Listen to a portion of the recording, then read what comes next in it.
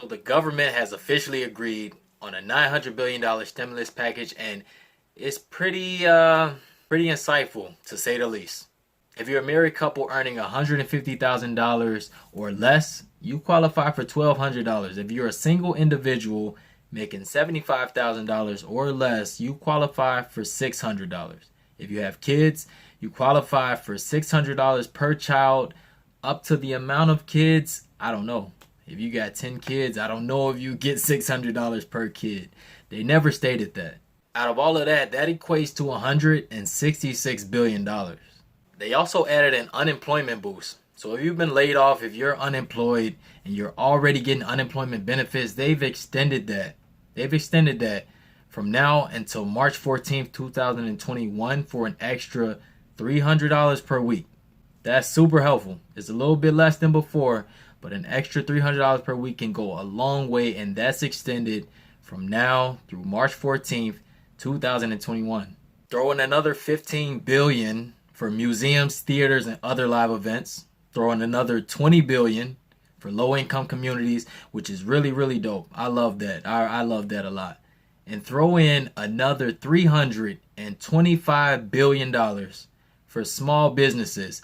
I love that even more.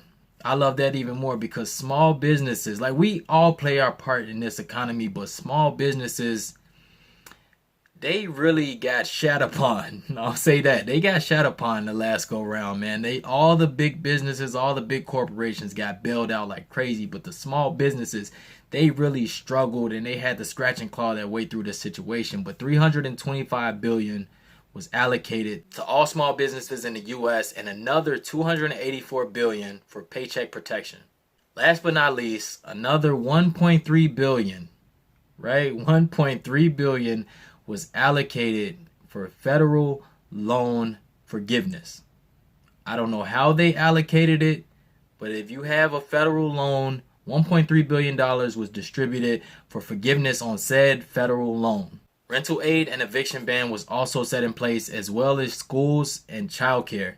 Now, those are all important things. Those are all important things, and I'm actually elated about it. That was some really good news. Was I searching for it? No. Was I holding my breath on it?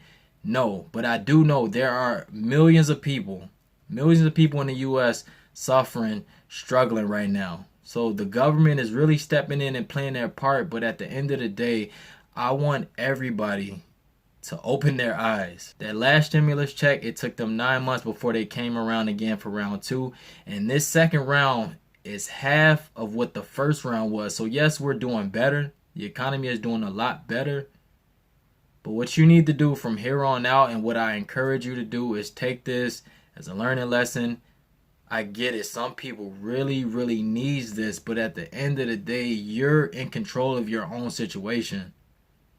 The government, it may seem like they're saving you right now, but they don't have any more power than you do. As far as this financial and doing what you need to do to take care of your situation in your household, you can do the same thing. You can do the same exact thing, and I encourage that, because at the end of the day, it saddens me. It saddens me to see people without. There's going to be a lot of evictions. There's going to be a lot of foreclosures come 2021. I don't know what quarter, but there's going to be a lot of turmoil in the economy, right? And all this stimulus is just that. It's stimulating. They're printing all this money. It's fake.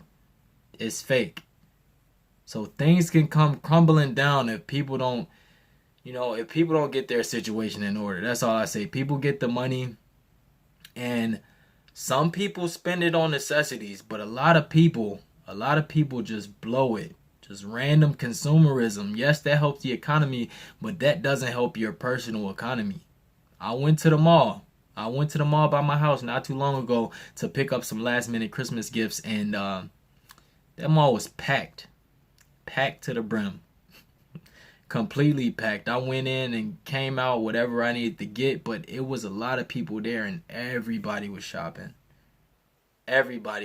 So don't forget what happened back in March. That can happen again.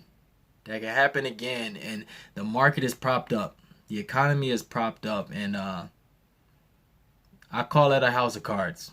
They call it a house of cards. That's exactly what that is. So make sure you stay on top of your own personal, individual, in-house financial situation, so that way you're more prepared for any type of turmoil that happens in the market in the future. Like this video if you like it. Subscribe to my channel if you haven't. I go by the name of Q. And like I always say, if Q can make it happen, you can make it happen. I'll let y'all next video. Peace.